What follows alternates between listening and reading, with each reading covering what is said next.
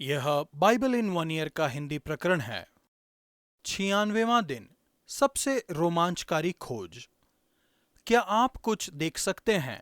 उनके सहायक ने पूछा जब कार्टर की आंखें आधे अंधेरे के लिए एडजस्ट हो रही थीं। कार्टर अच्छी तरह से देख पा रहे थे, लेकिन उन्हें बोलने में परेशानी हो रही थी क्योंकि उनके सामने चमकता हुआ खजाना फैला हुआ था। 2000 वर्षों से भी ज्यादा समय से यात्री कब्र लूटने वाले और पुरातत्वविद ने मिस्र के फिरौन की कब्र की खोज की। सिर्फ कुछ प्रमाणों से लैस ब्रिटिश के पुरातत्वविद हावर्ड कॉटन की कई वर्षों की खोज असफल होती नजर आ रही थी। अंत में कार्टर ने मिस्र की एक प्राचीन कब्र खोली। आधुनिक दुनिया में किसी ने भी ऐसा नहीं देखा होगा। राजा की देह को कब्र में 3 खानों वाले कपाट में रखा गया था। सबसे अंदर वाली ठोस सोने की थी। राजा के सिर पर सोने का एक शानदार मुखौटा था और कई सारे आभूषण उनकी देह पर और इसके कफन पर रखे हुए थे। दूसरे कमरे में मूर्तियों, एक रथ, हथियारों, छाती की झिलम, तराशे गए कोबरा, फूलदानी, कटार, रत्न और सिंहासन से भरा हुआ था। यह बेशकीमती कब्र और राजा तुतानखमून का खजाना था, जिसने ईसा पूर्व 1352 से 1343 तक शासन किया था। 3265 वर्ष बाद 26 नवंबर 1922 में कार्टर ने यह खोज की। हावर्ड कॉटर ने दुनिया की सबसे रोमांचकारी पुरातत्व संबंधी खोज की क्योंकि उसने प्रयास करना नहीं छोड़ा। परमेश्वर आपसे प्रेम करते हैं। परमेश्वर आप पर जबरदस्ती नहीं करते, लेकिन यदि आप ईमानदारी से पाने का प्रयास करें तो उनका वायदा है वह खुद को आप पर प्रकट करेंगे। नीति वचन 8 का 32 से 36 तक। हर रोज परमेश्वर की बुद्धि पाने का प्रयास करें। यहाँ हम आश्चर्यजनक तस्वीर देखते हैं कि आप हर रोज क्या कर रहे हैं। जब आप अपनी बाइबल खोलते हैं और परमेश्वर से सुनने का प्रयास करते हैं, क्या ही धन्य है वह मनुष्य जो मेरी सुनता, वरन मेरी डेवढ़ी पर प्रतिदिन खड़ा रहता और मेरे द्वारों के खंभों के पास दृष्टि लगाए रहता है। अपनी परिपूर्णता में यह जीवन का तरीका है। यह परमेश्वर से पाने का तरीका है। यह बहुत ही महत्वपूर्ण है। यह जीवन और मृत्यु का मामला है। हमने देखा कि नीतिवचन की पुस्तक में बुद्धि मसीह का पूर्वाभास है, जो कि परमेश्वर की बुद्धि है। यह जीवन के लिए कुछ सुझाव सीखने का मामला नहीं है, बल्कि यह स्वयं बुद्धि के स्रोत से सीखना है। मगर परमेश्वर की खोज करने में अनुशासन और धीरज की जरूरत है। आपको प्रभु की बाट जोहना सीखना पड़ेगा। यदि आप बहुत जल्दी में हैं तो आप इससे चूक सकते हैं। प्रभु, आपको धन्यवाद कि जब मैं आपको पाता हूं तो मैं जीवन पाता हूं। हर रोज आपकी उपस्थिति में आने, धैर्यपूर्वक आपका इंतजार करने और आपके निर्देशों को सुनने में मेरी मदद कीजिए। नया नियम लूका 11 का 5 से 32 तक। लगातार परमेश्वर की आत्मा को पाने का प्रयास करें। यीशु हमें आसानी से हार न मानने के लिए कहते हैं। वह हमें लगातार प्रयास करते रहने की कहानी बताते हैं, बल्कि कच्चे मानवीय संबंधों में भी।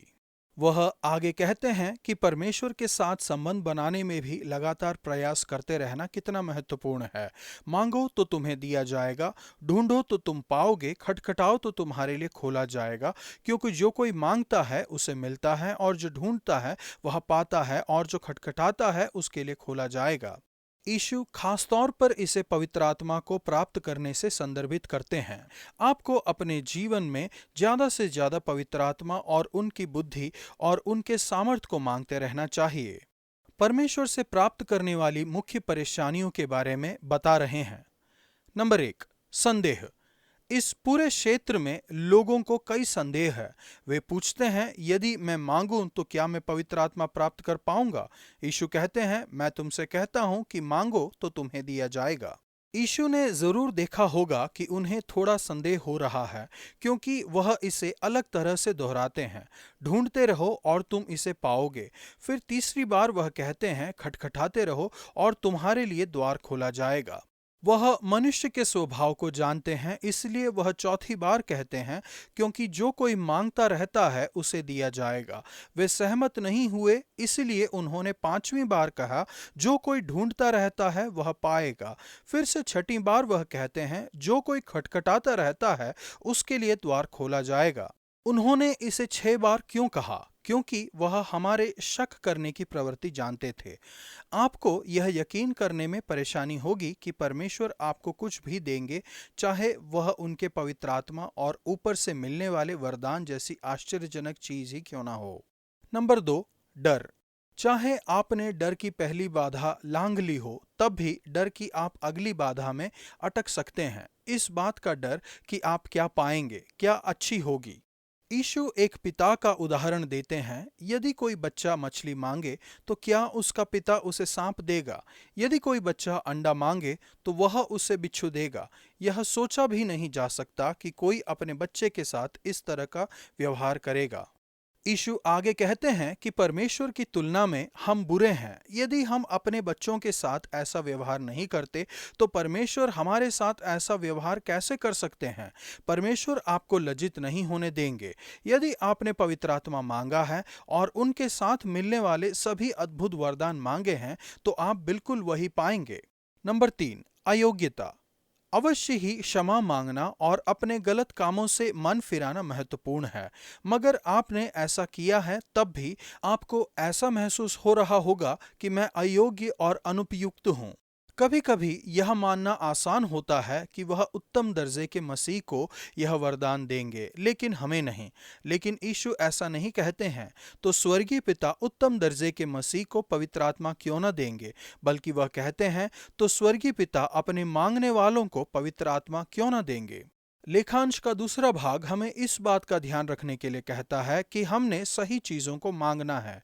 औरों ने उसकी परीक्षा करने के लिए उससे आकाश का एक चिन्ह मांगा, परंतु उनमें से कितनों ने कहा था कि यह तो शैतान नामक दुष्टात्माओं के प्रधान की सहायता से दुष्टात्माओं को निकालता है। यीशु बताते हैं कि शैतान दुष्टात्माओं को नहीं भगाता, जैसा कि यीशु ने किया था। फिर वह उनसे कहते हैं, चिन्ह पाने की तलाश में मत रहो। हमें केवल एक ही चिन्ह की जरूरत है, और वह है पुनरुत्थान। यह चिन्ह बताता है कि यीशु सुलेमान और योना से बेहतर हैं। गलत चीजों को पाने का प्रयास न करें। परमेश्वर को, उनके राज्य को, उनकी धार्मिकता को और उनकी पवित्र आत्मा को पाने का प्रयास करें। प्रभु, आज मैं मांगता हूं, मुझे अपने प्रेम, सामर्थ और बुद्धि से फिर से भर दीजिए, जो आपकी पवित्र आत्मा से मिलती है। पुराना नियम, व्यवस्था विवरण 4 का 15 से 5 के 33 तक। पूरे दिल से परमेश्वर की उपस्थिति में आने का प्रयास करें। आप परमेश्वर के साथ व्यक्तिगत संबंध रख सकते हैं। परमेश्वर अपने लोगों से कहते हैं कि यह सब तुझको दिखाया गया, इसलिए कि तू ध्यान रखे कि यहोवा ही परमेश्वर है। मूसा परमेश्वर के लोगों से कहते हैं कि परमेश्वर तुमको देश देश के लोगों में तितर बितर करेगा, लेकिन उसने कहा, यदि तुम अपने परमेश्वर यहोवा को ढूंढोगे तो वह तुमको मिल जाएगा। शर्त यह है कि तुम अपने पूरे मन से और अपने सारे प्राण से उसे ढूंढो। 10 आज्ञाओं के आरंभ में हम परमेश्वर के साथ अपने संबंध के बारे में भी इसी तरह का महत्व देखते हैं। हम ऐसी दुनिया में रहते हैं जिसके लिए केवल यही बात मायने रखती है कि हम दूसरों के साथ किस तरह से संबंध रखते हैं। हम दूसरों के साथ कैसा संबंध रखते हैं, यह अत्यधिक महत्वपूर्ण है, और यह 10 में से 6 आज्ञाओं का खास विषय है। फिर भी आप दूसरे के साथ किस तरह से संबंध रखते हैं, उससे भी ज्यादा कुछ और महत्वपूर्ण है। परमेश्वर के साथ आपका संबंध आपके जीवन का सबसे महत्वपूर्ण पहलू है। इस संबंध की वजह से आप में से दूसरों के लिए प्यार बहना चाहिए। परमेश्वर आपके जीवन में कोई अतिरिक्त विकल्प नहीं है। मूसा कहते हैं, तुम्हारा परमेश्वर यहोवा भस्म करने वाली आग है। वह आपसे प्रेम करते हैं, उन्होंने आपको चुना है और वह आपको अपनी उपस्थिति से आशीषित करना चाहते हैं। वह दयालु परमेश्वर हैं, उन्होंने आपको गुलामी से छुड़ाया है, जैसे उन्होंने इस्राएलियों को छुड़ाया था। तेरा परमेश्वर यहोवा, जो तुझे दासत्व के घर अर्थात मिस्र में से निकाल लाया है, वह मैं हूं। यही एक विषय है जिसमें वह आपसे कहते हैं कि उनके साथ अपने संबंधों को बाकी सबसे ऊपर रखें। आज्ञाएं 1 से 4। आपकी अगली प्राथमिकता है आपके परिवार के साथ आपका संबंध, फिर दूसरों के साथ आपका संबंध। आज्ञाएं 6 से 9, और अंत में 10वीं आज्ञा आपके विचार जीवन को व्यक्त करते हैं। मूसा लोगों से कहते हैं कि इन निर्देशों को सुनो, उन्हें सीखो और उन्हें जियो। यदि आप हर रोज परमेश्वर को खोजेंगे लगातार और पूरे दिल से, तो आप भरपूरी का जीवन पाएंगे और यह दूसरों के साथ आपके प्यार करने और उनकी सेवा करने के तरीके को बदल देगा। प्रभु, आज मैं पूरे दिल से आपकी उपस्थिति में आता हूँ। मुझे व्यक्तिगत रूप से आपके प्रेम और महान सामर्थ को अनुभव करने, आपकी 10 आज्ञाओं को सुनने और उनका पालन करने और आपकी कृपा में रहने में मेरी मदद कीजिए। व्यवस्था विवरण 5 का 29। भला होता कि वे मेरा भय मानते हुए मेरी सब आज्ञाओं पर चलते रहें। मैं गलत चीजों से आसानी से डर जाती हूँ, जो कि ज्यादा ऊंचाई, सांप, गुर्राने वाले कुत्ते और हिंसक लोग। लेकिन हमारे शक्तिशाली परमेश्वर का सही भय अद्भुत आधार अच्छा है।